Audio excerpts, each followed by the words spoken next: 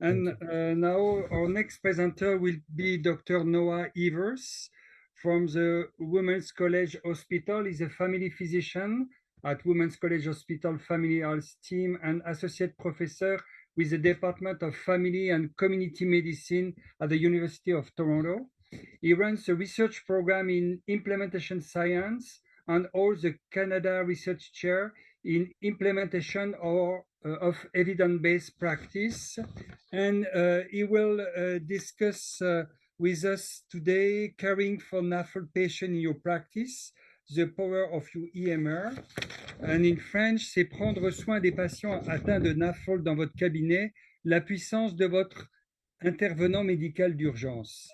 Thank you, and it's for you now. Well, thank you very much. I'm glad to be here. Can somebody confirm that I can be heard and it's not a problem? Yes, okay, great. So I'll go through some slides and I want to apologize or offer some caveats in advance. First of all, I'm a family physician. I'm not an expert in fatty liver disease. And indeed, I can say with certainty that I've hardly ever had an appointment with a patient that was solely about fatty liver disease, because that's not how primary care works. My patients come in with knee pain or heartache or, their list of 12 things on a scrumpled piece of paper. And we, in the middle of dealing with those things, have to recognize that they have this condition or some other condition that I want to deal with that's on my agenda. It's probably not on theirs. And so what I want to talk about is recognizing that the family physician, so where I work in Ontario, almost all primary care is by family physicians. So, and that's what I am. So that's the lens that I have. So, the family physician is only as good as his or her system that they're working in. And so, with that in mind, I thought I would talk for a few minutes about the chronic care model and why that might be relevant for managing conditions like fatty liver.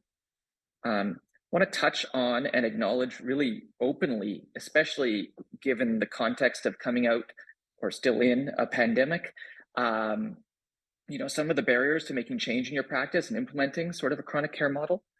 And I want to talk about a couple starting points about how we might overcome those barriers. So that's the plan for the next 15 minutes. I hope you find it useful. We'll get going. Slide. So somehow this didn't come through great, but what you can see here, this is a slide from a document that I helped produce. This is, in Ontario, we had something called the Science Table that advised the government about managing COVID and the pandemic. And this was part of one of our primary care briefs about what happened in primary care during COVID. And what you see here is that the prevalence of diabetes is going up over time, and the proportion of patients with up-to-date hemoglobin A1C tests is going down over time. And this is just sort of one of many, many examples of care gaps that have arisen or gotten worse during the pandemic for all sorts of good reasons. I don't know about those that are joining here. If you're here, you're probably really interested in chronic disease and chronic disease management, but I'm sure that you were distracted by some very important things over the last 3 years, and perhaps your practice is reflective of these data. And I think that's pretty understandable. And so in light of that, next slide, this is what happens, not just when the gastroenterologist asks us to catch up, but the endocrinologists are asking us to catch up, and the nephrologists are asking us to catch up, and the cardiologists are asking us to catch up. And everybody's asking me to do just one more thing, and I want to hit my head against a wall because there's only so many things in primary care that I can do. And so, how do we, next slide, how do we work a little bit smarter? And I think, many of you out there might be parents. Perhaps you've gotten a grade on one of your children's report cards, or maybe you experienced this at some point, getting a grade that wasn't quite up to snuff.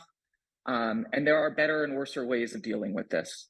And so you can see in the comic here, in case you can't read it, it says these grades are unacceptable. And the little boy there says, well, why don't we throw some money at it? And I don't think that's not the solution I'm proposing here, but I think it is important to recognize that just trying to ask me to work harder than I'm already working isn't really a sustainable solution.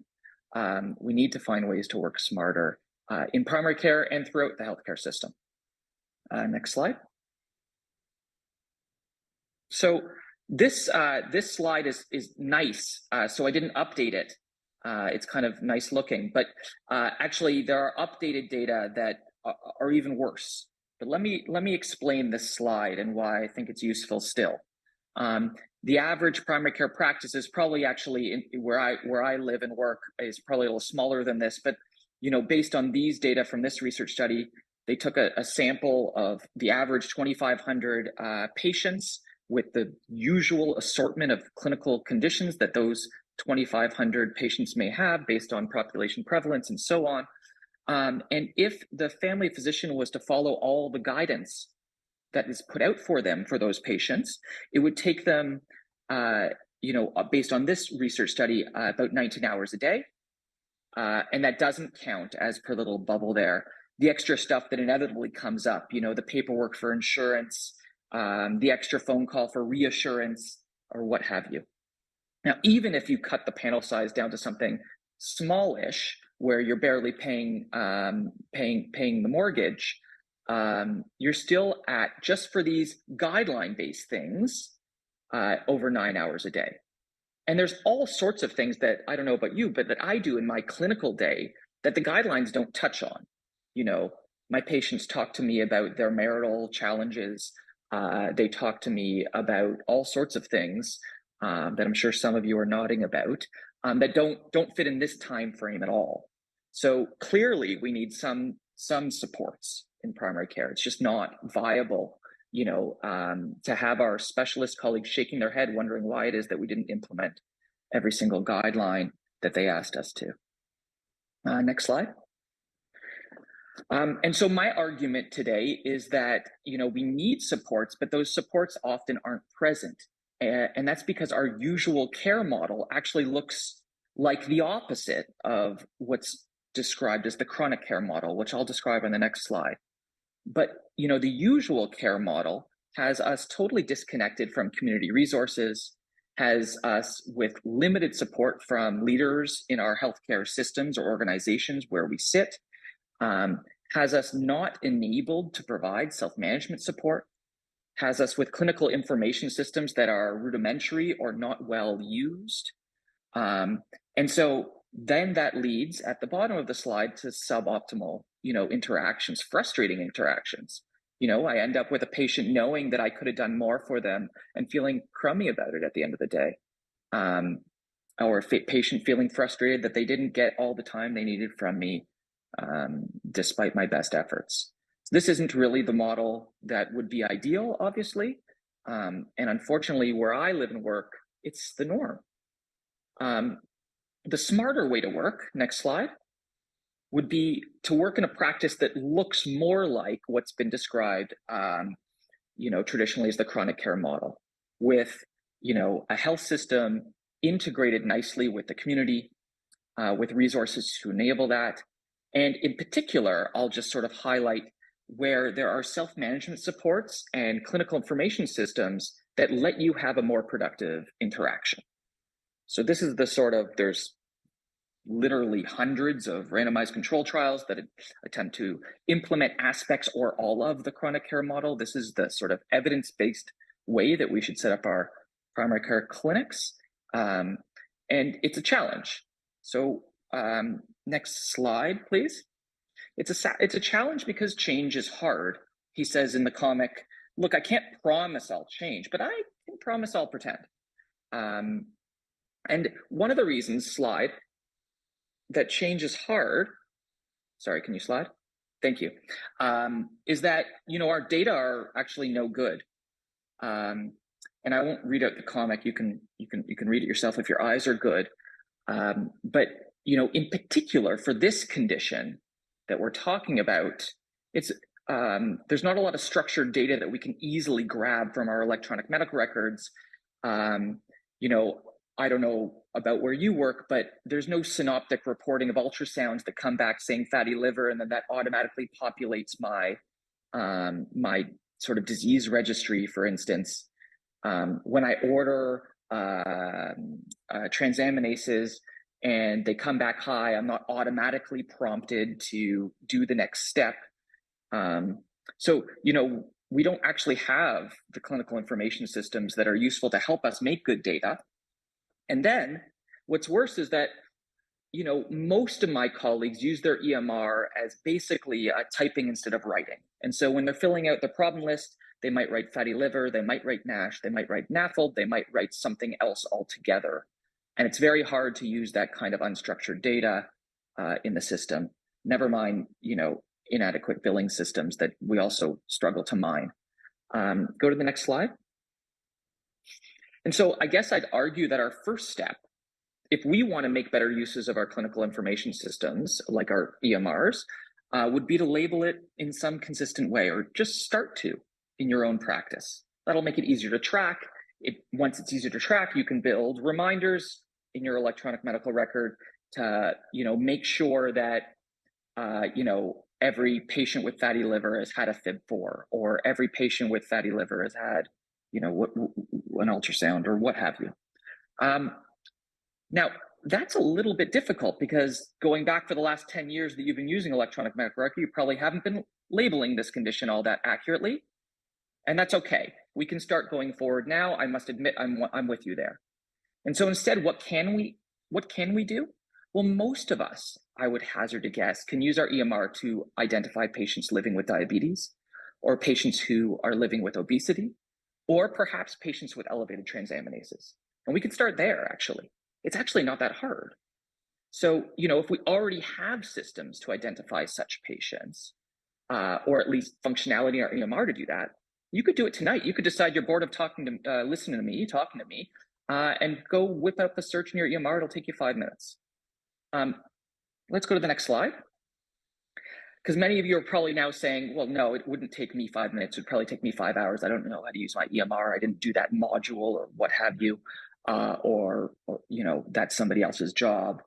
And so if you live where I live in Ontario, there's actually a whole bunch of systems you can sign up for that'll search your EMR for you and give you a list of patients with diabetes, or a list of patients who are living with overweight or obesity, etc. And I put a few screenshots up there, but I am confident that no matter where you're tuning in from, there's something in your region or some experts you can connect to that can overcome the fact that you yourself are not EMR savvy. I don't think every family doc needs to be. Let's go to the next slide, because the next barrier that I just want to touch on is this concept that,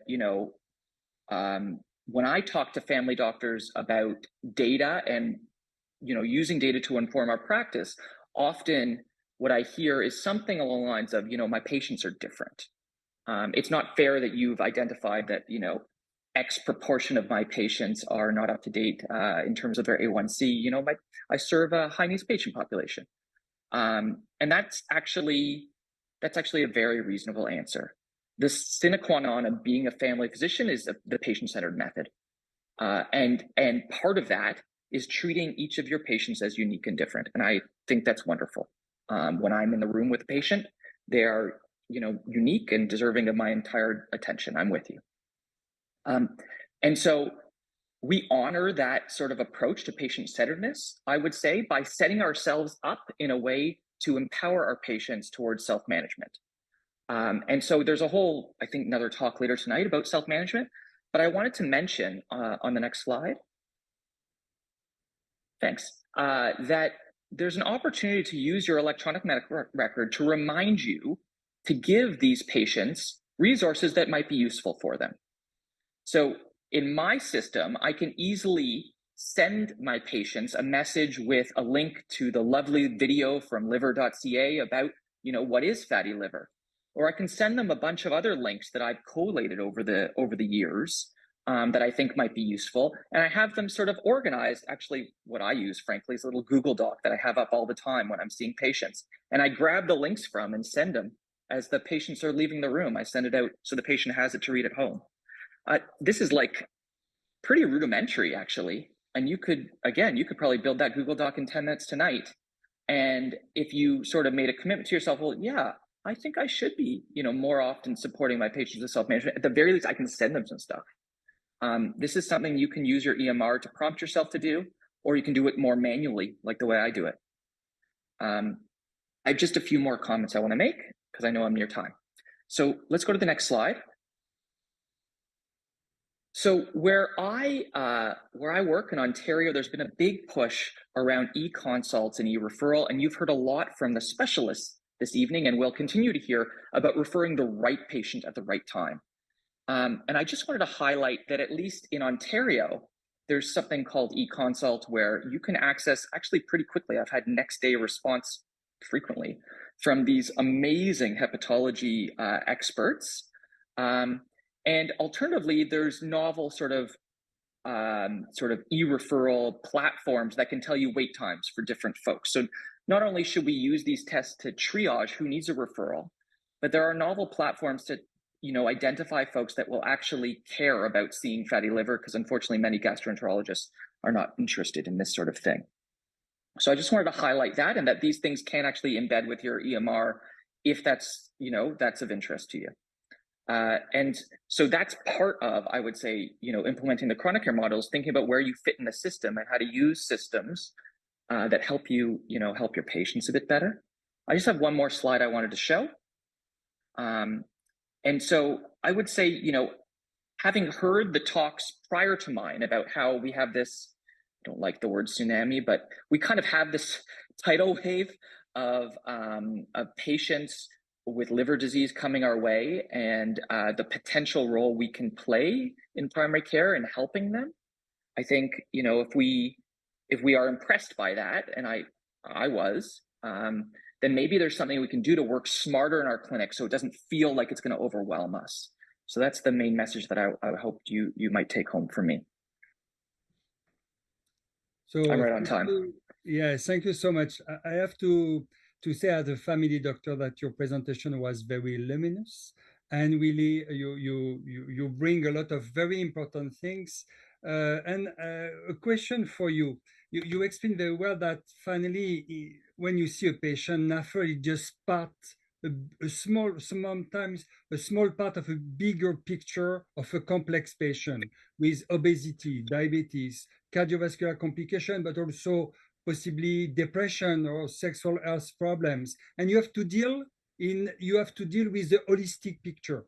So do you think we need to build like primary care specialist oriented recommendation for NAFLD diagnosis and management?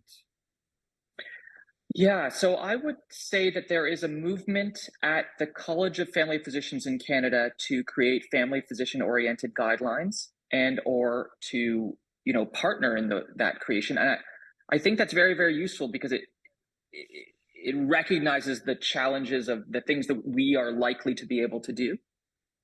So I think that would be very, very useful for sure. And I think the reality is that unless I can make space to see the patient a number of times in sequence, it's hard to get through that actually very common list of complaints that you just offered. That's a standard visit in my clinic. And so I think knowing that, hopefully our colleague can be understanding if maybe some of our referrals are a little early or a little late. Okay, so thank you so much again for your presentation.